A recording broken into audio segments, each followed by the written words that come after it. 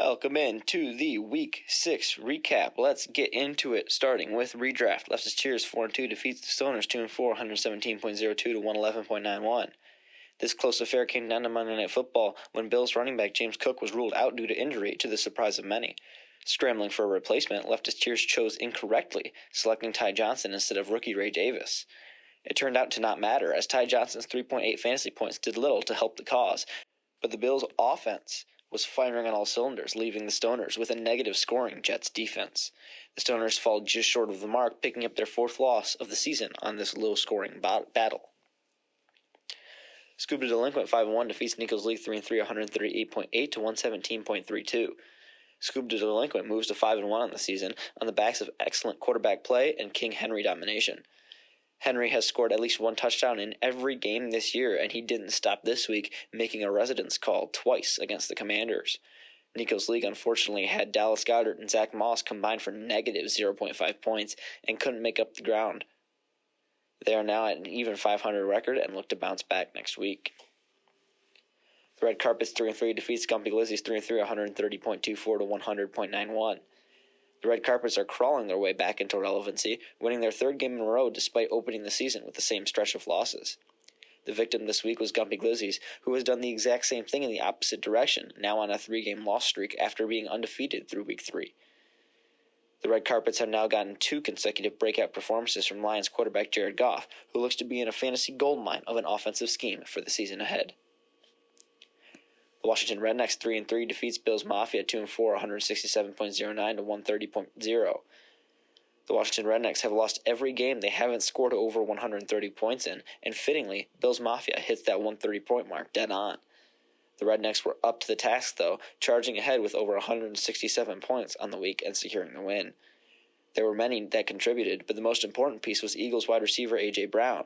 Coming back from injury, Brown looked very much like the top draft pick he was and hauls in 6 for 116 yards and a trip to the end zone.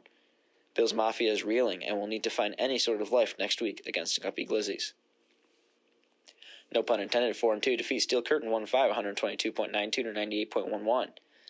Just ahead of the biggest regular season game of the year, no pun intended doesn't look ahead and takes care of Steel Curtain in this low-scoring affair. Jaguars running back Travis Etienne goes down with an injury after rushing for a negative yard, leaving him with just under 0 points. But no pun intended would easily make up for that, with the Jalen Hurts-Jordan Love quarterback duo combining for 51.48 points. Steel Curtain drops to a dismal 1-5, scoring so little due to starting Rachaad White, who was out for the week. But the team played so bad that even Keenan Allen's 19.4 points wouldn't have gotten them the win if he had been subbed in for White. Our Week 7 redraft power rankings, starting at the bottom, as always. At number 10, moving down 1 spot, the Stoners. At number 9, moving up 1 spot, the Red Carpets. At number 8, staying put, Steel Curtain. At number 7, moving down 1 spot, Bills Mafia. At number 6, moving up 1 spot, the Washington Rednecks. At number 5, staying put, Gumpy Glizzies. At number 4, moving down 1 spot, Nico's League. At number 3, moving up 1 spot, Scuba the Delinquent. At number 2, staying put, Leftist Cheers. And remaining in the number 1 spot is no pun intended. Our Week 7 redraft game of the week is, no pun intended, 4-2 versus Leftist Cheers 4-2. We pause your regularly scheduled programming to bring you the rivalry of the year, moved off of its traditional time slot in the last regular season week for the first time in 7 years. The game needs no introduction, and this year is no exception. Each of these teams occupy the top 2 spots in the power rankings, each are in the top half of scoring, and each are coming off of a 2-game win streak to tie for the second best record in the league. Brace yourself for a midseason showdown worth watching. The reason this game has been moved for the first time in 7 years is because we have a league milestone, fellas. This weekend is the weekend that the first of our fantasy league ties the knot. It's a great time to celebrate a great guy that has helped keep the league going for so long and welcome his bride Faith into the fantasy football family. Congrats, Lance. All right, let's move into Dynasty. Senior Raccoon 74, 1-5 defeats Prestige Worldwide 2-4, 146.9, 70.4. It's domination for Sneezy Raccoon 74, and that's a light way to put it.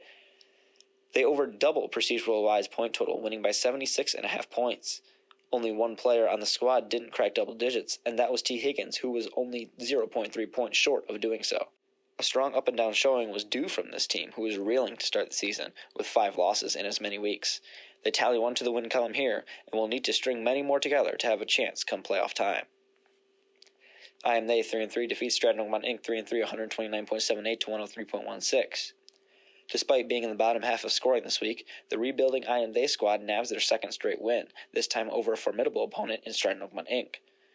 Bucky Irving was the star, rumbling for 81 yards and a touchdown on his way to 18.8 fantasy points. It would have been 17.3, but Irving also made a tackle in the game, adding a point to his total. I Am They made an interesting decision to bench Michael Pittman Jr., and even though it didn't work out over Tolbert or Sermon, the payoff wasn't needed as I Am They gets to 500 on the season despite it. Cumber Dynasty 3-3 defeats Nico's Dream Team 4-2, 163.58 to 132.78. In one of two high-scoring affairs this week, Cumber Dynasty bounces back from last week's loss and downs Nico's Dream Team by scoring over 160 points. Joe Burrow, Bijan Robinson, Chris Godwin, and David Montgomery all cracked the 20-point mark, impressive given only a 10-man starting roster.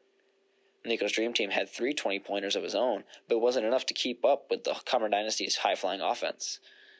Nico's Dream Team will have a tough task next week, squaring off against league-leading and undefeated Gump Dynasty. Speaking of, Gump Dynasty 6-0 defeats the Scoo Empire 2-4, 174.58 to 128.74. Gump Dynasty rolls on with an insane win streak, notching 6 tallies in the win column in as many weeks. This one came with a rout of the Scoob Empire, with Gump scoring nearly 175 points. With C.J. Stroud, Derrick Henry, Deebo Samuel, A.J. Brown, Terry McLaurin, and Najee Harris all at or very close to the 20-point mark, the Scoob Empire essentially had no chance.